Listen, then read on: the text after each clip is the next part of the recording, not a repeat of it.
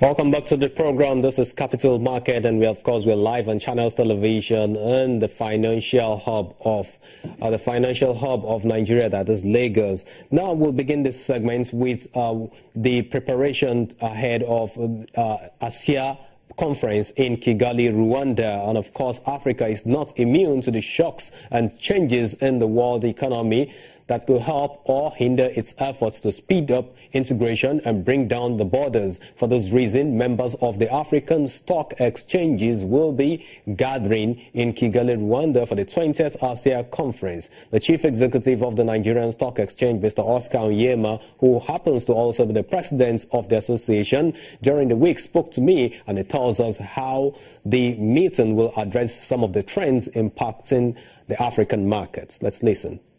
So the Kigali conference is the conference that comes with the annual general meeting of the African Securities Exchanges Association, which is the association of securities exchanges, 26, 27 securities exchanges around the continent.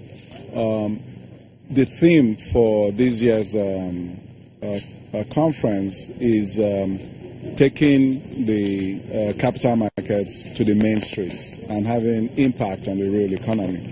So what to expect? You will see stockbrokers from all over the continent converging there. You will see the buy side asset managers. You will see professionals and portfolio money managers from around the world coming there to talk about various aspects of this key issue. You also see policymakers from the highest levels in the country, from the financial sector, and not just the country, but from across the continent, participating in this conference.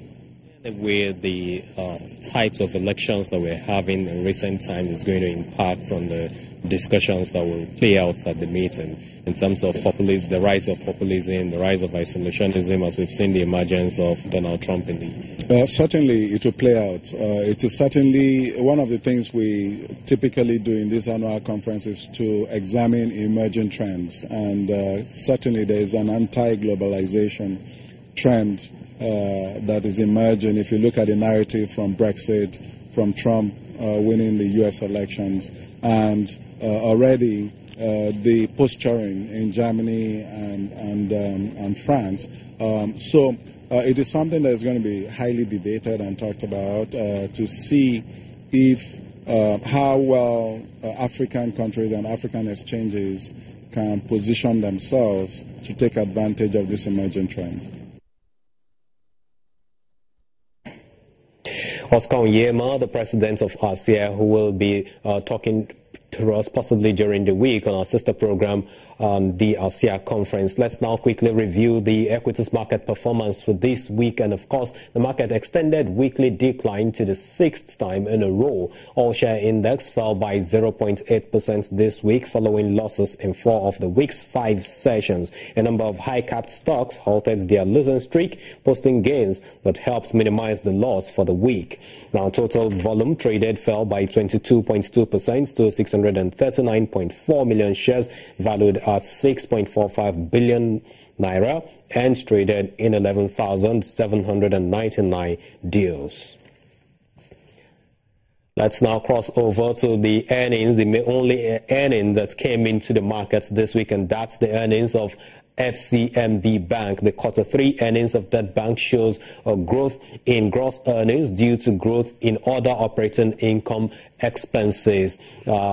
Between September 2016 and September 2015 last year, of course, we had 21.04% rise. The PBT and, of course, PAT margins increased, but the group, however, recorded losses between July and September 2016. The bank lost some market share in Q3 of 2016 this year as well. Now, we know that this week the Capital Markets Committee meeting held, and of course that was the last meeting for the year. Mr. Munir Gwazo yesterday gave a brief of what was discussed to journalists. Let's take a listen to that. How far? The role of SEC with regards to demutualization is to come up with the guidelines and to come up with the rules and regulations. SEC has come up with the rules and regulations. SEC has also committed itself to support any institution in the capital market that is mutualized and they want to demutualize.